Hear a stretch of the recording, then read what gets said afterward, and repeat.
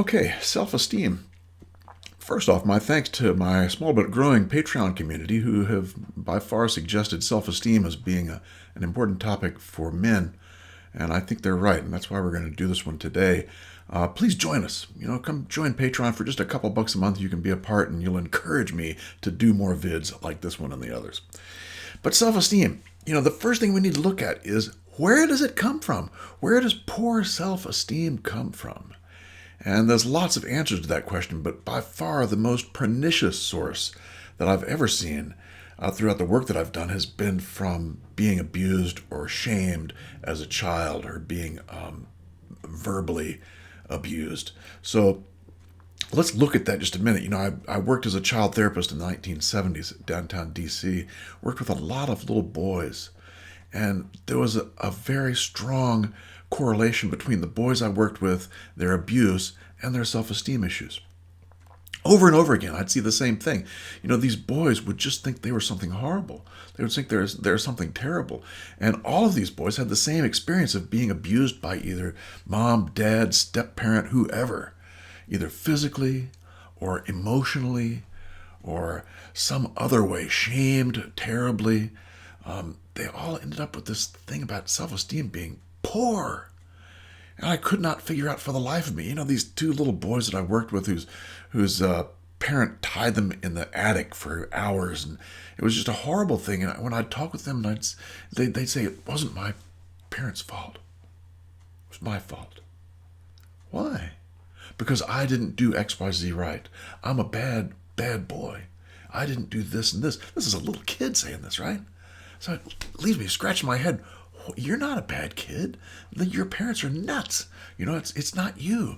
But he was absolutely convinced it was him.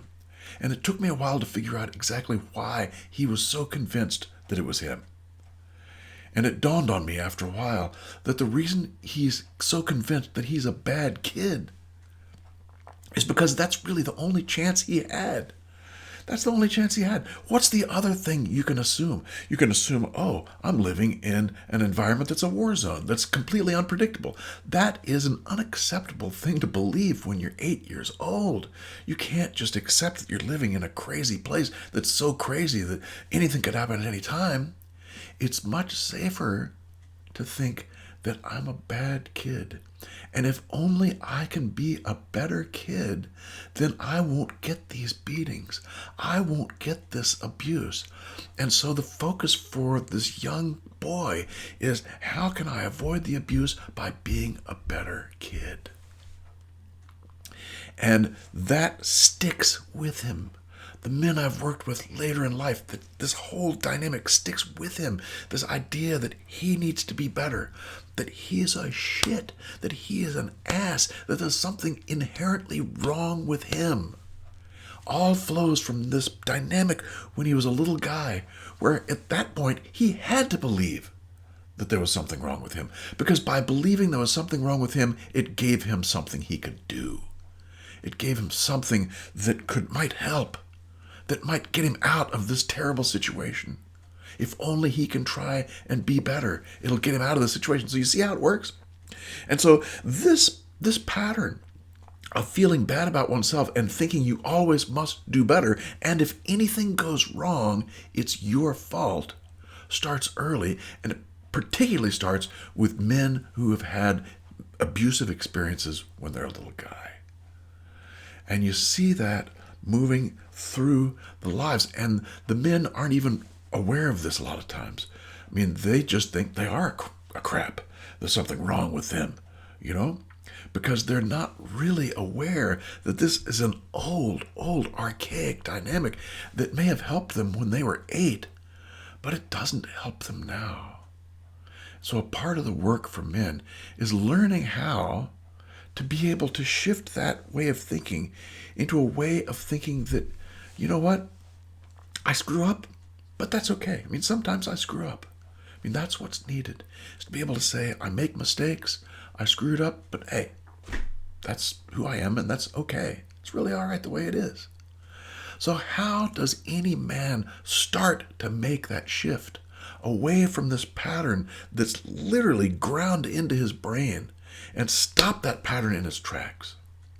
And that's what we'll be talking about in the videos that'll come up, is what in the heck can you do about this stuff? But let's start just a little bit, do a little bit of this. And one of the things you can do as a man, if you have esteem issues, is start listening very carefully to the part of you that is condemning you. And listen real carefully. Hear if that is a male or a female voice in your brain that says this, that you're just crap, there's something wrong with you. Get to know that part that's saying this about you. And then you start to argue with it. Because let me tell you something. You are not that part. You are not that part that's telling you you're a shit. You're not. You are something else. And so you take the you that's something else and start talking back to that part. It's an interesting exercise. There's all kinds of things you can do. One of the things that men do sometimes that's very, very helpful is think back to the boy they were when they were 6 years old. Go back to a time when you were 6. Close your eyes. Think about that little guy. See him sitting someplace in the house. See what he looks like he's feeling. See what he looks like he's thinking. And go up and sit next to him in your mind's eye.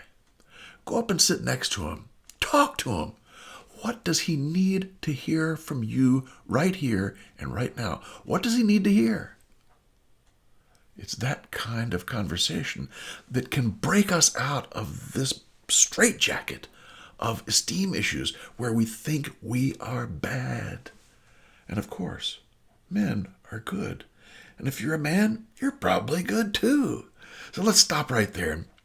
We'll be doing more on self-esteem and what you can do with it and the dynamics of what self-esteem is as we go along. And come visit me on Patreon. Subscribe, like, comment, all the rest. We'll see you.